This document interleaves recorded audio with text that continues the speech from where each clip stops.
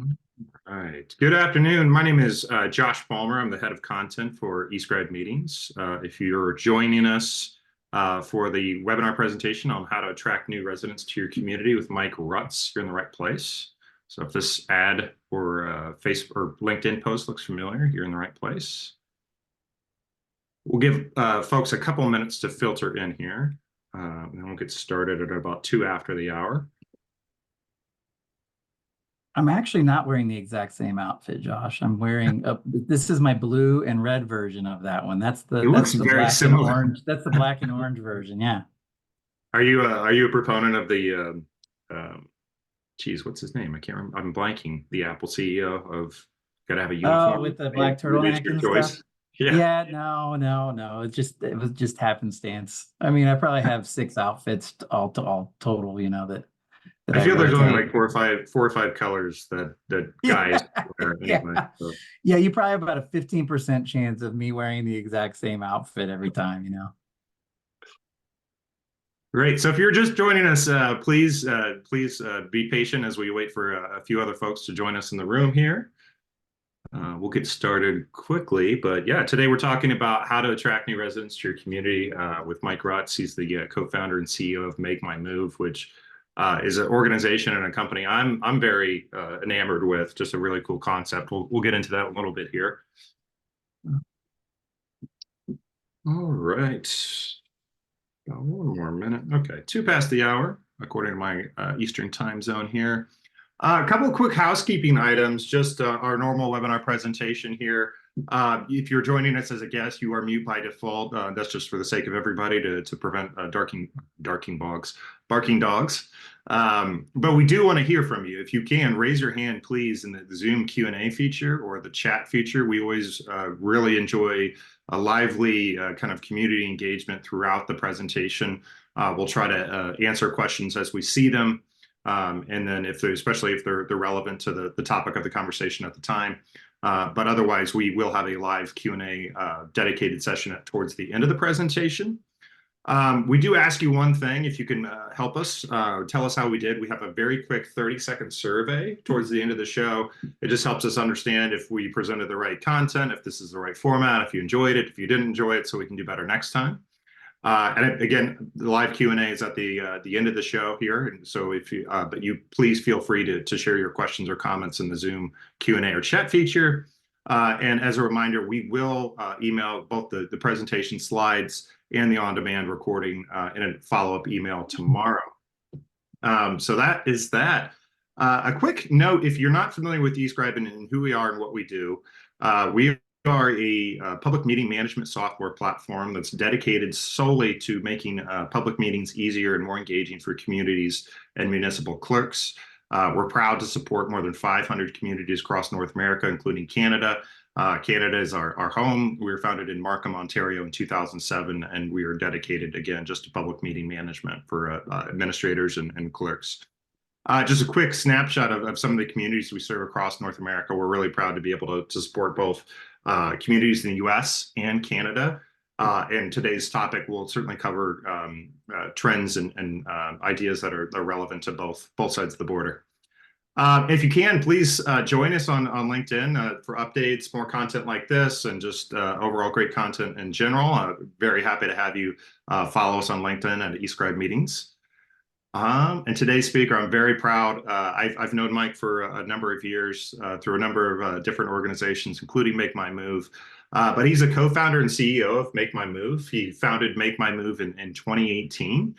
He's got public sector experience, including fundraising management and other roles for gubernatorial and congressional campaigns. Mike, welcome to the presentation. How are you? Thanks, Josh. It's great to see you. Yeah, you too. Thanks for so we're both in Indianapolis today, but this is certainly some ideas and concepts that are relevant to almost any community. A little bit about Make My Move. If you've heard that name before, you're probably in good company because they have made appearances in Wall Street Journal, Good Morning America, PC Mag, my favorite, BuzzFeed. Always great for some quizzes and engaging content there, and then Lifehacker. Mike, if you could, I guess, what is Make My Move and what's your mission? Sure. I'll give you just a quick kind of origin story, maybe, because I think it's pretty relevant, and I'll try to be as brief as possible. But we're located in Indianapolis, and I actually ended up working for a gentleman who was running for governor named Mitch Daniels. And I ended up working for him because there was a gentleman named Bill Osterly who was the director of his campaign. Obviously, Josh, you know Bill. Yeah. Bill was the co-founder of a company called Angie's List, which was a huge home services marketplace, the largest in the world, actually, that was online. And Bill had taken a leave of absence from Angie's List. He founded that to run Mitch's campaign. After Mitch's campaign, I ended up working for over 11 years at Angie's List, and then I left in 2017 when they were acquired. Bill had been gone for a few years, and he picked up the phone, and he was a very civic-minded person, uh, uh, brilliant and smart, and always thinking ahead. And he was, studying demographics and economics, and had seen a lot of the demographic projections, not just for the state of Indiana, but for the entire country, and had come to the realization that population decline and workforce supply were going to be major issues for the next 30 years. And he was really focusing and zeroing in on Indiana. When he called me, he said, "Hey, this is a giant problem. It's not huge right now, but it's going to be. Let's go start a business and try to solve it." And of course, I was like, "Okay, great. I had no idea what it was going to be or how we were going to do it." And so we started off by really taking a lot of the strategies and tactics that we had learned through marketing Angie's List. We were spending around $90 million a year on consumer marketing. Take all the things that we learned through that activity, and let's see if we can't apply it to creating pools of talent who are interested in relocating to communities. And then employers can draw from those pools of talent to hire people and relocate them to the communities. And that business was going okay. We had some wild successes, and we had some wild failures, as you do with any startup. But then the pandemic hit in mid 2020. And we suddenly saw the proliferation of remote workers. We went from 5 million remote workers to over 60 million remote workers in a matter of weeks. And we started to see communities. Tulsa had been doing this since 2018. They had a program in place to incentivize remote workers to relocate to Tulsa, and they were doing it very successfully. And other communities started to get into that game, creating incentives and programming to help attract people, specifically remote workers, because they were suddenly geographic free agents. When you think about that, it's really profound what the pandemic did, and that proliferation of remote work. In the decision-making process around deciding where you live, where you work, it was always one of the top 3 reasons why you lived where you lived. And suddenly that thread was just cut for a huge segment of the workforce, and typically the most valuable segment of the workforce, because they were high income jobs with highly educated people. And so it made sense that these communities were doing that, because the market had suddenly exploded with these workers, and this migration was happening in front of our faces. So we looked at it and we were like, wow, there's suddenly this huge segment of the workforce that has become geographic free agents and can take their job wherever they want. There's communities that need people, that need population growth, that need workforce growth, and they're out there doing something about it and trying to attract these workers. There's a marketplace it's nascent, but there is a marketplace that's developing here. Let's see if we can't bring it online and create an online marketplace where communities can connect with talent that's looking to relocate. So we started Make My Move, very specifically oriented around remote workers and communities and programs that were trying to recruit those workers. There were fewer than 20 at the time, but we aggregated all of those programs and put them on a website. And we wanted to see if we could generate traffic. And lo and behold, we were able to generate a wild amount of traffic. I think we started it in January of 2021. I think by February we had over 100,000 visitors. For a brand new website, that's huge. Big deal. Yeah. And so we thought, well, we've got something here. So then we started to actually go out and work with communities. We started in Indiana, because we wanted to learn, okay, what are the nuts and bolts of actually creating a program, standing it up, and making it successful. And we did that with several communities in Indiana, and have demonstrated a lot of success in Indiana. We can maybe talk further about that. But now we've started to expand out nationally, and we have clients and communities on our site. We have over 200 communities on our site, all over Indiana and all over the United States. And we even have a few international ones out there. I think Barbados is up there, and there's a couple other ones. This is not a problem that's unique to the United States. I mean, if you go out, look at Japan, China is experiencing this issue right now, and they're labeling it population collapse, because it is happening fast. Italy is experiencing this right now. So this is not just a United States issue. This is a global problem. Yeah, and Mike, I think we're all familiar with some of those kind of relocation, migration trends, and typically it's labeled, exodus from Silicon Valley, or California cost of living is driving people into Oregon and Washington or Texas. But increasingly, and there's a report in Nature that I was reading today, is that more people seem to be moving from kind of rural urban, not rural urban, but rural centers, communities, into suburban and urban areas. Can you talk about what trends you all see in terms of people relocate? What are the real winners here are the suburban the suburban communities are winning right now. A lot of that has to do with the fact that the urban centers are experiencing issues. You've seen it on the news. The pandemic really affected businesses. Plus, you also see, office space in those urban centers are filled at it's plateaued at 50% occupancy, right? So during the day, when you used to have tremendous foot traffic and a lot of people in those urban centers, they're not there anymore because they're up in the suburbs working at home. So there are two sides to this coin. I mean, it's an opportunity and a threat. I think for the urban centers, the remote work is a real threat for their way of life and how they existed. The sandwich shops and the lunch places don't have nearly enough customers to stay in business, and that's affecting the quality of life in downtown, and folks are moving to the suburbs.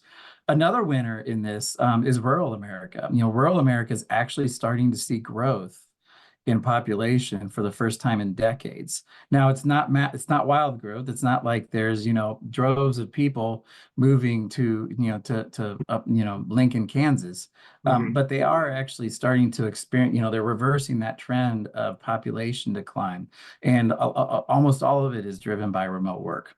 Yeah, and you mentioned that flexibility and that freedom that remote work kind of enabled for those 60 million people, but can you talk a little bit more about like what the drivers for relocating are beyond that? I mean, cost of living, obviously, what their motivation is. Yeah. We've done a tremendous amount of research on this, right? Because we talk to remote workers every day. Cost of living is the number one reason why they're relocating. If you're a software engineer for Boston Scientific living in Boston, you're paying $4,000 a month for an 800 square foot apartment. A commute to work is long. There are reasons for people to move out of those large cities and move to somewhere that might be a little more accommodating to them.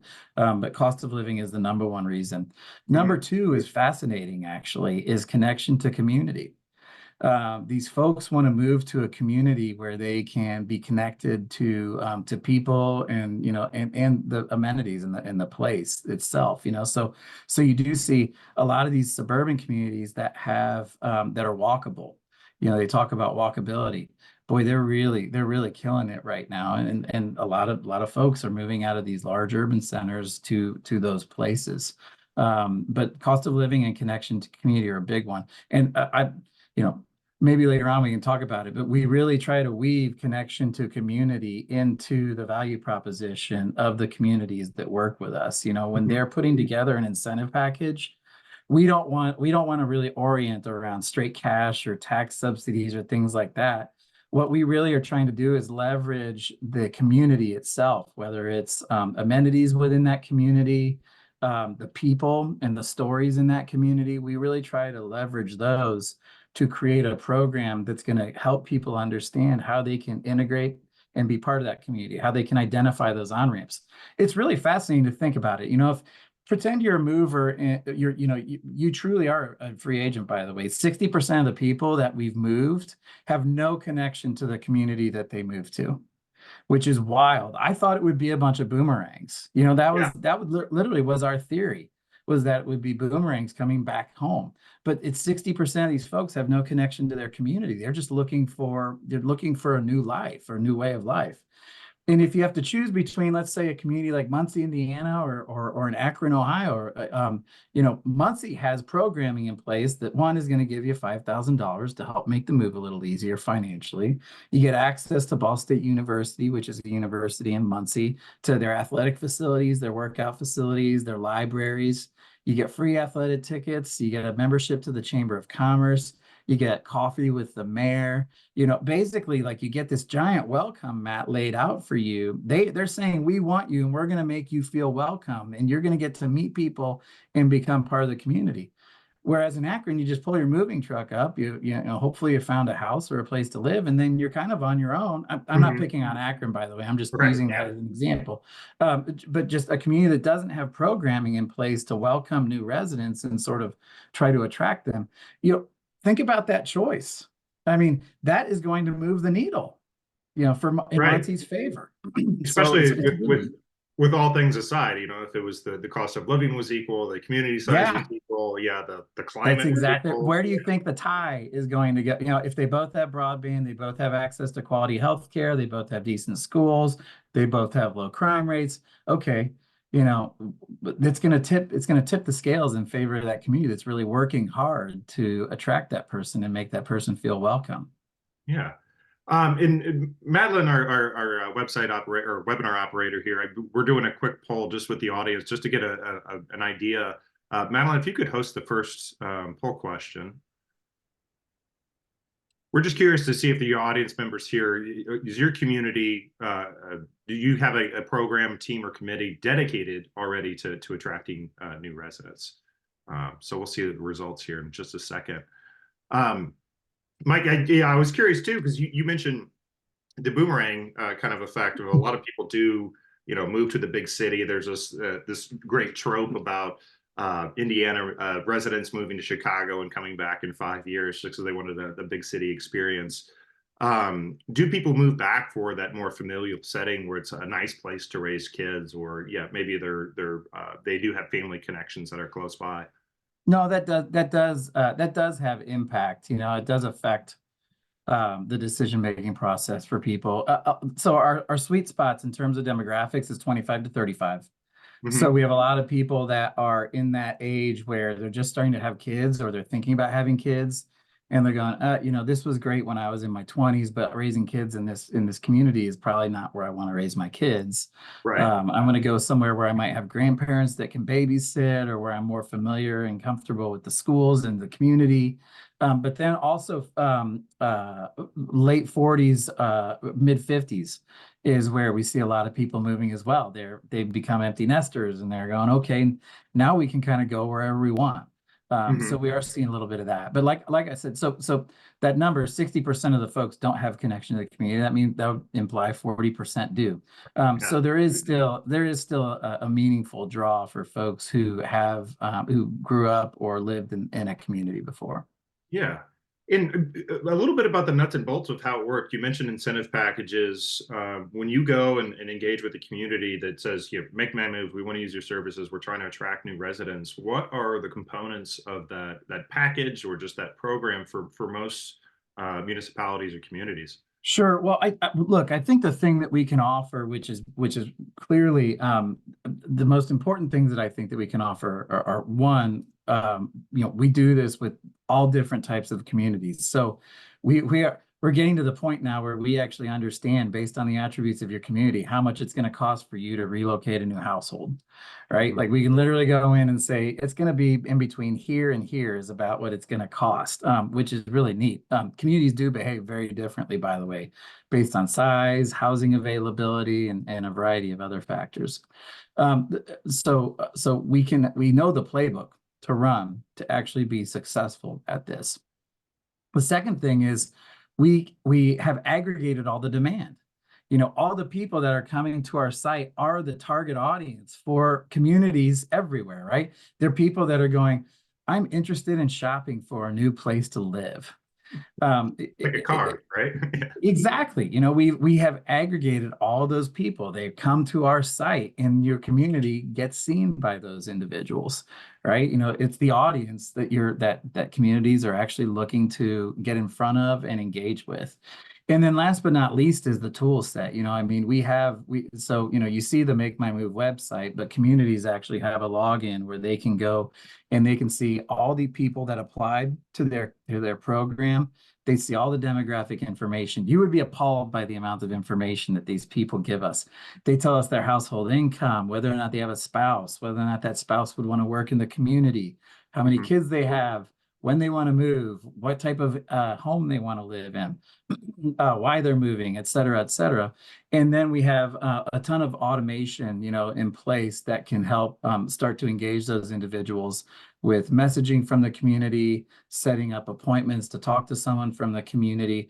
Really, basically, if you think about it, it's a marketing and sales process, right? Right. You engage those individuals, you get them interested in the community, and then you have to land them, right? So that's where the sales process begins. And we really do, we measure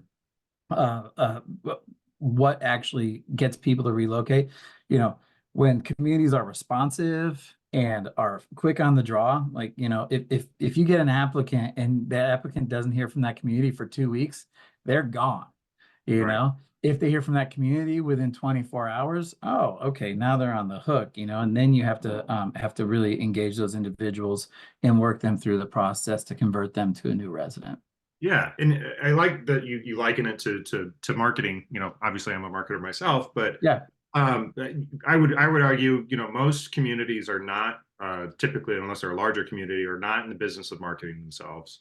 They're in the business of public administration, making sure that the infrastructure is sound, making sure the school board is running or the school system is running correctly.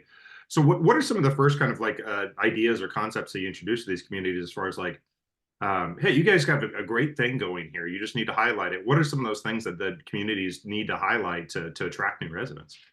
Yeah. Well, first and foremost, I think, where we want to start is one, this isn't just, this requires a little bit of work, right? You have to have, and so what I would say is most of the local governments or economic development organizations that we work with, which by the way are all shapes and sizes. We have some regional economic development corporations, some locals, some statewides, but you have to have someone whose job it is to, and it doesn't have to be their entire job, but you have to have someone whose job it is to help people relocate, to attract population, to grow the population.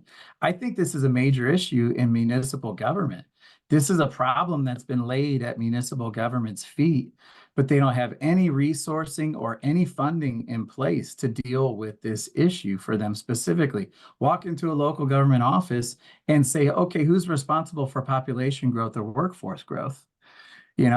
And there isn't necessarily anyone around there. And the economic developers of the world are saddled with, well, they still have development jobs, they're working on developments in downtown, they're working on recruiting employers, maybe they have broadband, to deal with, all this other, and then like actually developing and attracting a talent pipeline for people, put that their feet. That's why we actually like to, we think it's actually pretty easy. This is kind of a plug and play.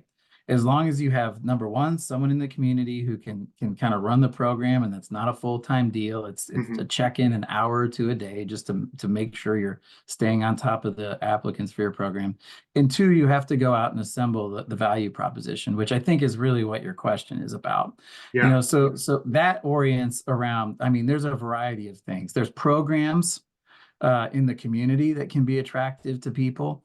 There's places in the community that can draw them there. There's people and stories in the community. There's organizations in the community that can draw them there.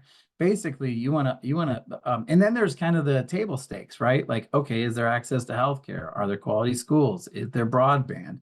But what we really try to do is go into those communities and find the cool stories. find the ways that the community is trying to improve itself, find the people in the community that are fired up and excited and have pride in their community and want to welcome you and want to do the work to bring people in.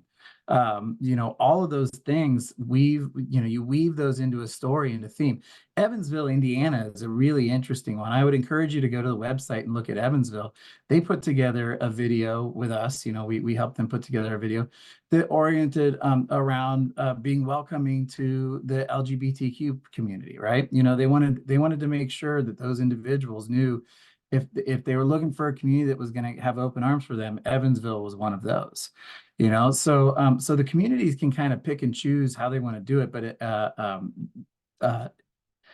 the key is telling a great story, and for people to see a community that wants to be great, or either is great or wants to, and a lot of these small ones are. I mean, I love this job because I get to go and visit these places that I never ever would have visited. And I spend a day there and I fall in love with the place. And I literally imagine, okay, could I live here? And to me, man, there's a lot of places that I never ever would have thought of that I could live there, that I really actually think I could. And a lot of it has to do with the people more than anything, honestly. Yeah, and I love that you said it, like the community I moved to a few years ago, Fishers, Indiana. It's about 70,000-80,000 Yeah. people, suburb of Indianapolis. But I don't know. It's just that feeling of there's a feeling of engagement in smaller communities. There's a feeling of like being a part of the fabric. Is that some of the things that you're talking about in terms Yeah, of? well, so I'll draw. This is a story that I tell. When I graduated from college, a bunch of my buddies went to like Chicago or Boston or New York, maybe a few out in the West Coast, but they were wildly unhappy for the most part in those communities. Now, those are amenity-laden communities, right? Chicago has a lake, Boston is, just a cool city in general, New York, but they were lonelier than they've ever been, right? Because it was not necessarily a welcoming community. Lots of restaurants and bars and cool things to do, but not a lot of people that are going to welcome you with open arms and make you feel like part of that community, right? Yeah. And that juxtaposition between that to say a Muncie, Indiana, where Muncie, Indiana has more walking trails than any community in the Midwest. I think that's one of their deals. They have an Ironman race. And they have all these people that are active in the community that want to welcome you, want to be your friend. It's just a completely different experience. Yeah, I like the idea, like you mentioned, there's the kind of that hard, it's really hard to, break into a community once in a large city, but like a smaller community or more engaged community is almost like a soft landing, right? It is. Okay. Yeah, 100%. You can find your way and find your place there. Yeah. One of the things we talked about in the kind of the pre-show interview that I think is really interesting is you make this comparison, and you mentioned economic development commissions and committees earlier. That it seems that so much of kind of municipal attraction of new workforce, new talent is really centered around corporate headquarters or factories being relocated with a lot of tax incentives, and maybe it's going to be a 20-year return on investment before they actually start adding to the tax base. But you mentioned that the number of new residents you have to attract to actually grow your tax base is relatively and comparatively small. Can you talk a little bit more about that? For sure. Yeah. So when we started Make My Move, one of the first things we did once we got the website up and we actually started to go, there's something here. We called an economist from the Indiana University Public Policy Institute. His name's Drew Klasik. And, we saw this really as a form of economic development, more so than population growth or talent attraction. Because every single household that you move in there has a dollar value to it, right? Like there is an empirical value to those communities that affects the tax base, affects consumer spending in that community, affects how the schools are funded in that community.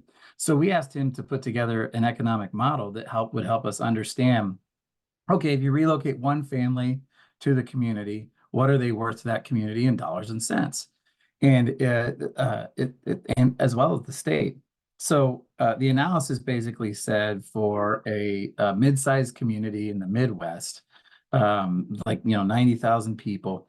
A household that makes $100,000 is worth $83,000 of new economic output in year one. That means $7,000 of new tax revenue and $76,000 of new consumer spending. That doesn't include if they have children and they, if you, I know the school funding formula in Indiana is, I think it gets around $9,000 or $10,000 a kid to that school when that child enrolls.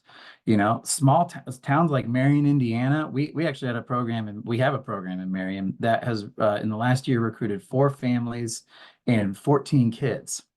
Right. And the one of the families bought a $400,000 home. They all bought homes. But those 14 kids for that community are huge because they're driving funding into those local schools, and they're seeding growth for, 20 years from now in Marion.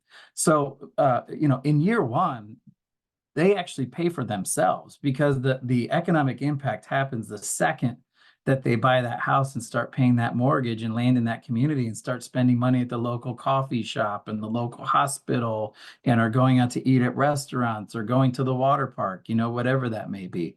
So the impact is immediate and it's significant and it's highly targeted, so you're getting all that economic benefit. It's economic development. You're also getting, the benefit of population growth and workforce growth.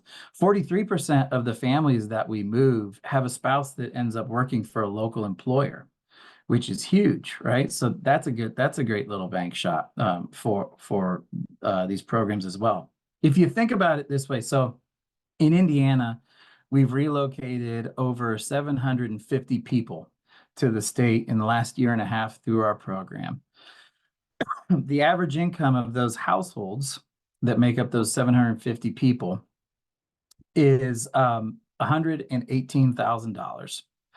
So think about this from an economic, and the state has spent $2.3 million to get those individuals here. They have an annual economic impact of $30 million combined. Now, if you went out and you worked to attract an employer, you build an incentive program for an employer that's going to have an average wage of $18,000 or $118,000 per person, and brings over 750 people to the state. That's going to take you, one, it's going to cost you a lot more money. 2, it's going to take a lot more time for it to manifest itself, for it to be a reality that those jobs are filled. And it's not all marginal. A lot of the time, I believe it's 80% of the time, those jobs are filled by individuals who already were contributing to the tax base or already were consumer spenders in that market. This is all incremental growth in terms of people and economic activity. So the bang for the buck is extraordinary. I would encourage everybody to look at the results of Tulsa. If you can just Google it, there's a Harvard Business School case study of what Tulsa has done. For every dollar that Tulsa has invested, they've gotten $13 back in their program. They've relocated 2,400 households to Tulsa.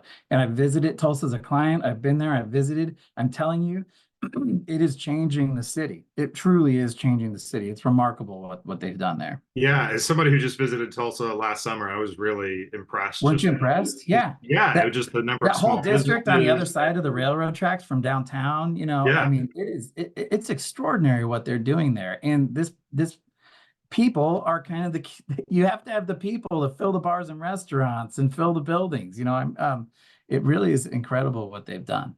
Yeah, and I really like that you mentioned. I was going to ask about this, but you brought it up organically. Was that not only the people who have the flexibility, so the remote workers to be able to move, that they have the financial capabilities to move. So they're obviously a higher income tier than your average, probably resident of a smaller city. Mm-hmm. Yeah, for sure. I mean, if your goal is to, one of the goals we see in a lot of communities is to increase the average wage, right? So,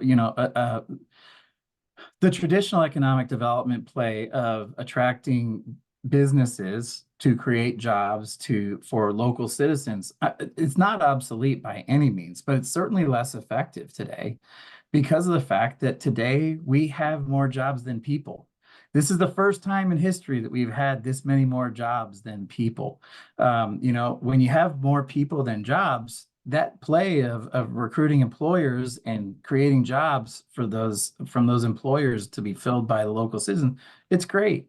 But we have more jobs than people today, so you got to be out there recruiting people, to get them into the community to develop that workforce of the future that's going to be able to fill those. I think it's 11 million jobs right now are unfilled in the United States. So yeah, I think traditional economic development works. I believe in it, but I think you have to open up a new front or a new strategy that's going to be oriented around people and attracting those folks. And then just to play devil's advocate here a little bit, Mike, once you Yeah. get those people landed in your community, are they still transitory, or are they putting down roots? Obviously, you mentioned that these family households in Marion bringing 14 children in. I Yeah. think the majority of people stay within 5 miles of where they've grown up over their lifetime. Are these new residents sticking around? So I'll give you what limited data we have, because it's pretty early, right? Tulsa has an over 90% retention rate. And they're doing it right. They have programming in place to kind of stay in touch with these people. They have events with the folks. They have a cash incentive that they give them, but in order for the people to get the cash incentive, it's not like you get $10,000 the day you land in the city. It's given out over time, we advise if any community is offering a cash incentive, we're like, don't give it all up front, hold it back. But they have an over 90% retention rate. With our programs in Indiana right now, we have an over 85% retention rate. Mhm. The one thing I would say is when people buy a house, they are way, way in on that community, right? Like that is a huge commitment to go out, make an offer on a home, take a mortgage out, and move your family there. When people move into multifamily, things like that, we see a little bit higher attrition rate, a little lower retention rate. But like I said, we're almost 2 years in Indiana, and we're seeing an 85% retention rate. And by the way, that is a concern. But if you keep them there for a year, they've paid for themselves. In terms of the new tax revenue and the new consumer spending that they brought, it's a net positive already. Getting them to stay though really it is a big deal, and it's something you have to put you have to keep an eye on. So the results of the poll show that 57% of our audience does not have a dedicated program or committee in place to attract new residents. A large portion of our audience and our large portion of our customer base is obviously kind of municipal clerks, city administrators, those types of things. One thing I've learned in talking to those folks is that nothing in local government is necessarily easy. So what is kind of one of the best ways to convince the stakeholders, be that the mayor, a deputy mayor, or just the citizens of your community, that this is something we need? How do people actually stand up these programs? Well, for one, you have to build a coalition, right? I mean, you have to have people who are willing to do something that's kind of innovative and could be considered as risky, but at the end of the day, again, it's not that risky. I'll tell you what is risky, putting $2 million into a new splash pad, and hoping that it attracts new families and people. That feels a little more risky than a direct marketing campaign where you can measure to a T what it cost you to relocate a new household, how many of those you've relocated, and what the value of those people are. So, I look at this and I say, I think this is a lot less risky than some of those other projects. I'm not saying don't spend money on quality of place projects. I think you have to. You're right. But my point is you can walk and chew gum, and this isn't that expensive. And you just have to have a community that understands that they have an issue. But the other thing that I would say is, what are you going to do about it? Like literally, what are your strategies, and what are the actions you're going to take to attract people? A lot of times communities don't have an answer to that question, and it's one of these things where it's like, okay, well, how about try this? We can at least try this and see if this works. But I will say, there's some folks who aren't aren't interested in trying new things. You have to build a coalition and support in those communities of people who see the value, who understand the issue, one, see the value in trying something new and actually doing something and taking action. And then, you know, you have to go secure funding. That's actually, so I would say coalition building and getting people to kind of buy in and go, hey, this is a good thing that we should do for the community. That's really not that difficult. Mhm. The difficult part is procuring funding for those programs, and we do work with the programs to build a funding strategy to help them identify, you know, there's appropriations from local government that you can get, or even county or state government that you could go out and find. There's grants. There's we actually helped pass legislation in Indiana 2 years ago that helps, it gives communities the ability to transfer funds. So communities have, I didn't know this until we did this. They have like 50 different bank accounts, right? And the money in each one of those bank accounts is earmarked for a specific activity. And Like streets or sewers. yeah, Yeah. they're limited use funds. Well, the legislation that we help pass gives communities the ability to create a talent fund, and that talent fund has an oversight committee, and you know, there are some, you know, there is oversight to this money, but they can draw TIF money of, you know, like unused TIF money out of accounts. They can take money from other accounts and they can put into the talent fund, and they can use that money then for workforce development, workforce attraction, workforce retention, a variety of different things. So, you know, we're getting creative and thinking about ways to help communities be able to fund these programs. It's the Yeah. number one challenge. Yeah, I probably that's the number one challenge for any kind of local government initiative is probably Yeah. funding. I really that you mentioned the coalition, and you and some other folks that make my move have told me anecdotally of what these coalitions look like. And it's, you mentioned it's not just the city administrators or the municipal government. It's also people who are kind of in the fiber of the everyday community, be that church leaders or business leaders or Yeah. multifamily owners. Can you talk a little bit of like what that makeup or that composition of that coalition typically looks like? Yeah, well, I'll give you what typically looks like, although we've kind of seen it all. Hmm. You know, but I think the most successful communities have a mayor that is willing to take the risk and get behind a program like this.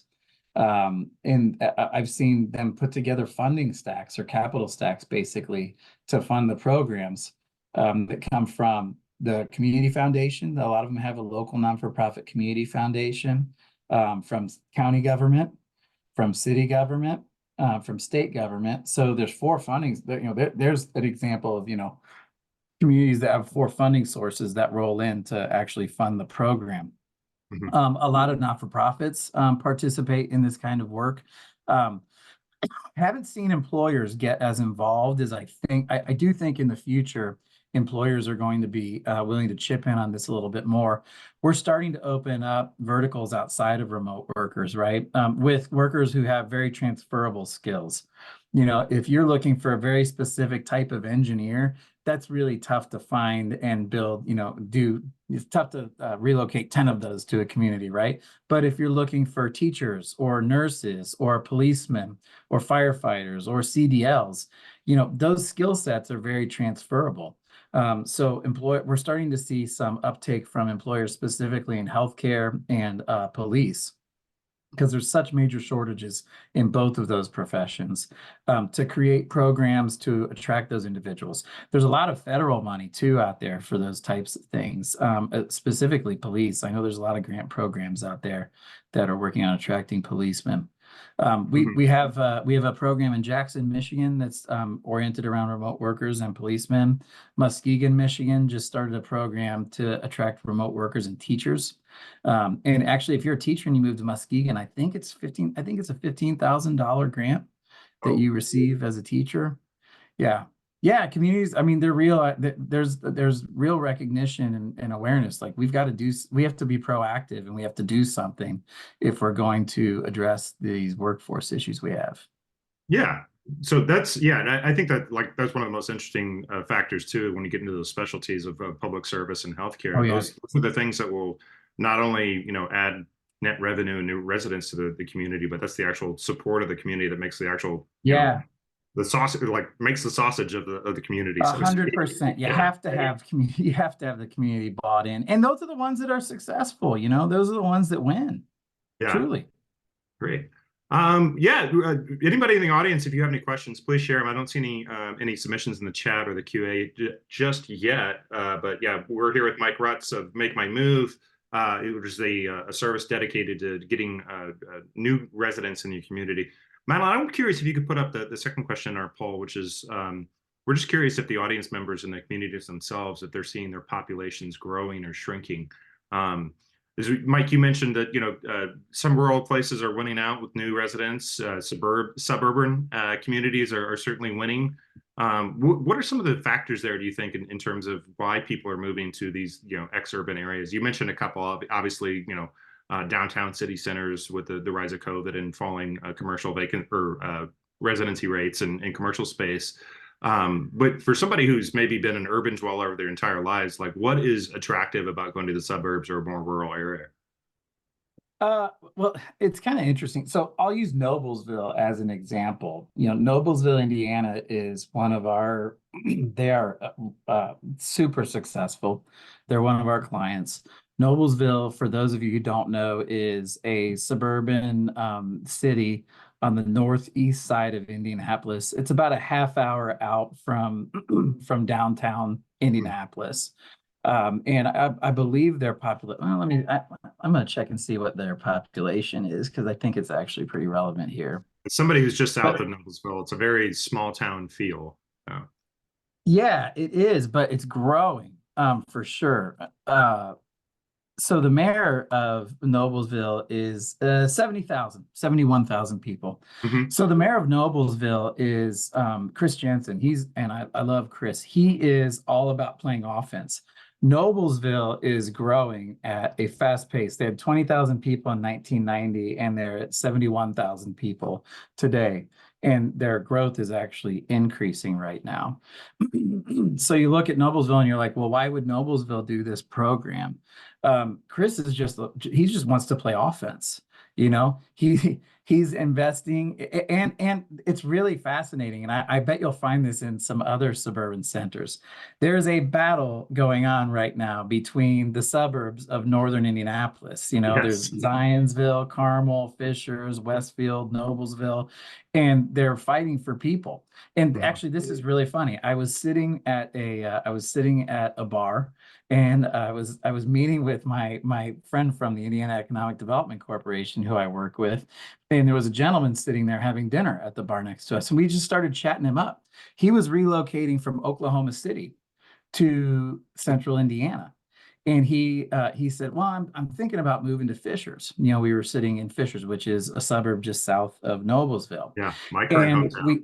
We said, have you actually chosen that? Have you gotten a place in Fishers yet? And he's like, I haven't found a place yet. And we're like, have you checked out Noblesville? Because Noblesville has a program that'll give you $5,000 and all this other, go to the website and check out what Noblesville is giving people. And he looked, I have him on his phone. He's looking he's like, wow, that's interesting.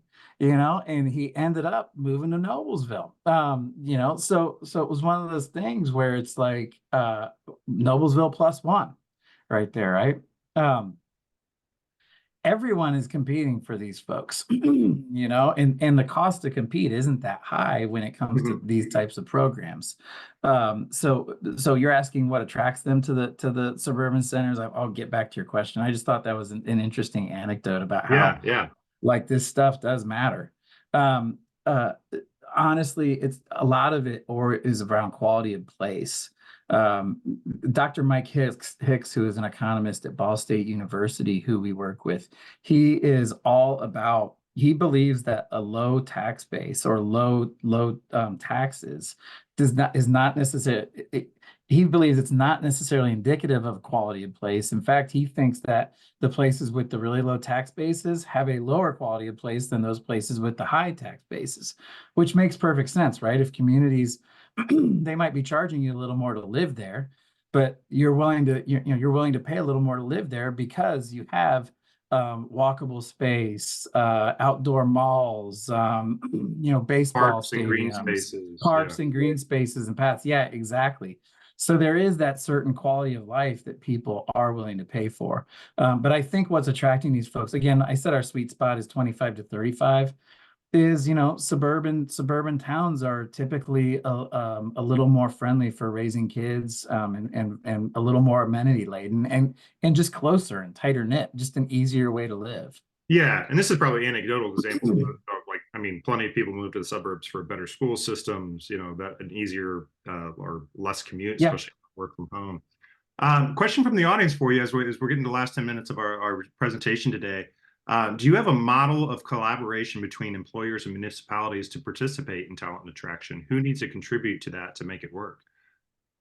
Everybody. Everybody has to have skin in this game. Yeah, you mentioned Chamber of Commerce with one of your examples. Yeah, I think, what I would say I've actually had more success at getting municipalities to open their wallet than employers.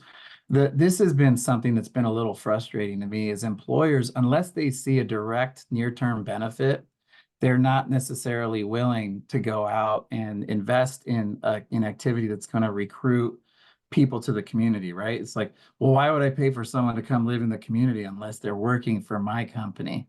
So what we have to sell to them is really a longer term vision for the community. And think of it as sort of, if they're active in charitable activities in that community, think of this as something like that, right? Like that does benefit you. This is a long-term strategy. So there's short-term benefit to the city and the state in terms of new tax revenue. There's short-term benefit to the businesses in the community in terms of consumer spending, because people are spending there. There's short-term benefit to the schools because you're getting kids to come to the schools and you're getting more funding. But this is really a long-term strategy because you're seeding growth, not just of the population in that community, but of the addressable workforce. Yeah. Right? When you recruit a household of 3 or 4 people, think about it this way: the remote worker that comes and moves to Noblesville, Indiana, doesn't know squat about the employers in Noblesville, Indiana that are really active and the big ones that hire a lot of people. They don't know them. 6 months after they've moved to Noblesville, they know exactly who those employers are. And they're much more likely to land in one of those employers if they choose to change jobs, right? But you're really seeding growth for the population and workforce for 20 years from now, right? And that will benefit the community or the companies. And by the way, I mean, it's not going to take 20 years for it to benefit them. You know what I mean? Yeah. I was going to say, yeah, employers are probably concerned with their quarterly or annual profits, whereas, cities and communities need to have that longer time horizon of 10. Yeah, that's exactly right. That's exactly right. And there's ways to structure to answer the question of there's ways to structure programming. So maybe the employers pay a bounty above and beyond if they end up hiring someone that comes through the program. But what I have seen and experienced is if the employers aren't participating in a financial way, like if they don't have financial skin in the game, then they really just aren't going to pay attention to these programs. Yeah, yeah. You have to get skin in the game from the employers because it forces them to be engaged with the program and the community doing the recruiting. Yeah. Peter mentions that local businesses and some of the ways that they contribute to the communities are not just economic incentives per se, quid pro quo. Oh yeah.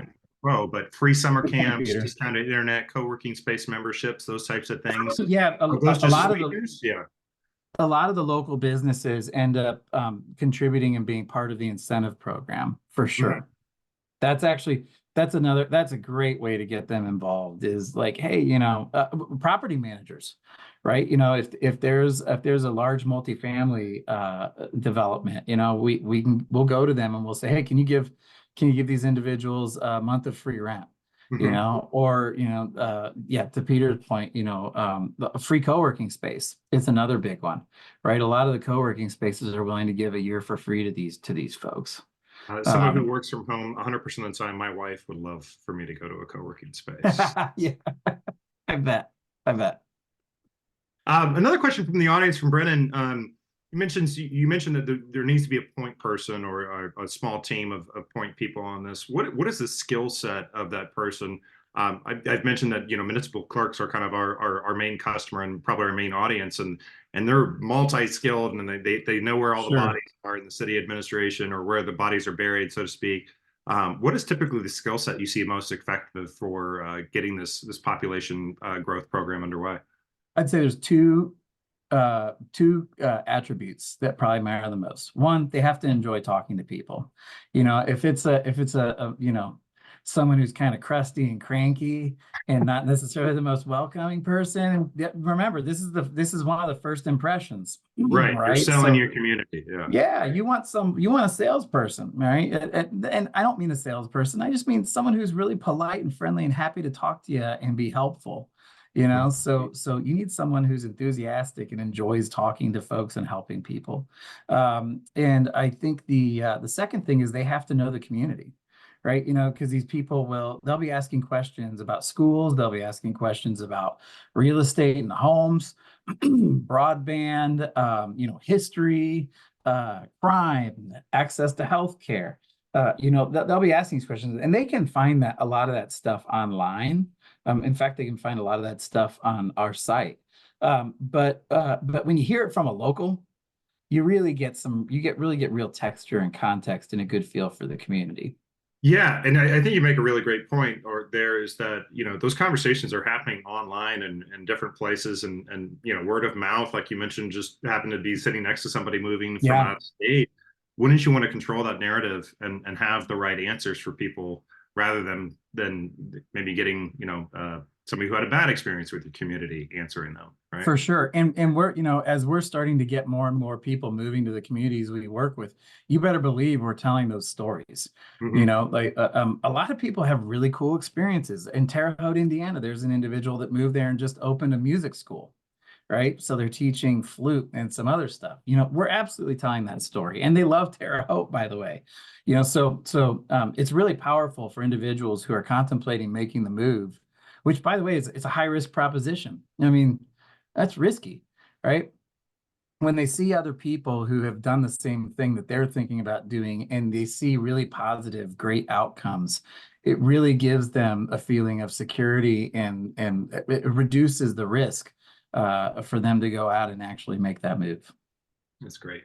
We're going to run our really quick poll here while I queue up the last question for Mike. So Madeline, if you could put the quick survey, if you could help us out, just to take literally less than 30 seconds and let us know how we're doing today on the presentation and the content and the topic. Would really appreciate that. Mike, this is something I can't let get away, because I've heard this anecdotally, that some of the incentive packages are not kind of the traditional, like you said, like a monetary incentive, but that actual people within the community, the people who are going to be your neighbors, will even offer services. And I think the example that I've heard is that a community offered free babysitting from a set of Yeah. grandparents. Greensburg, Indiana. Yeah, and I mean that's a big question. Is childcare, is like, maybe I'm coming here, I'm going to be away from my family network. How do those things play into that kind of community engagement of, like, you're going to be my neighbor, I want you to be here? Childcare is a big deal, right? We saw that, and then we saw the folks in the community that were like literally a bunch of retirees that go, man, I'd love to have, take care of a little kid for a night or whatever if they want a night on the town. So we Hmm. made that part of the deal, and it kind of went viral. It was one of these things. It's like, look how unique this what this community is doing that's innovative and unique. Uh, to so what I would say is, this is marketing. I mean, this is marketing shtick. So you want to come up with creative stuff that's going to kind of capture someone's attention and go, oh, look at that. That's really interesting. There was one community that gave Bitcoin. I think they gave some crypto to folks. Bloomington, Indiana is fascinating. They actually don't give any cash. What you get is a lifetime membership at the co-working space there, the Mill, and then you get a seat, an advisory seat on a non-for-profit board of your choice in Bloomington. So look at that. I mean, you get You get access to this co-working space, which by the way, can be expensive, where there is programming and all and community oriented around that. So you're going to find on-ramps to meet people and do stuff there. You're also going to be able to get involved in improving the community and doing something at a not-for-profit. The last one I'll mention is Lincoln, Kansas. They give there's someone who has a bunch of chickens there, offered a dozen farm fresh eggs every week for a year if you move to Lincoln, Kansas. That's So great. yeah, so Lincoln is a really interesting one as well. And by the way, Lincoln's a population of about the county is 3,000 people, the city is 1,000. We've grown the population of the city of Lincoln over 1% just through our program alone in the last year. So yeah. Well, Mike, you mentioned the website. Where can folks find you as we wrap up here? MakeMyMove.com. And Great. if feel free, my email address is pretty simple. It's mike@makemymove.com. If anybody wants to reach out, has any questions or whatever, I would certainly answer your email. That's great. Well, Mike, thank you so much for joining us today. Again, I love the concept. I love the idea of growing communities and just, helping them flourish and just show their best traits to new community residents. So thank you for joining us. We love our mission. We're having a good time. And thanks for the time, Josh. I appreciate it. Yeah, absolutely. And audience members, thank you for joining us. And we'll send the presentation slide deck and the on-demand session here in a follow-up email in about 24 hours. So thanks and have a great afternoon.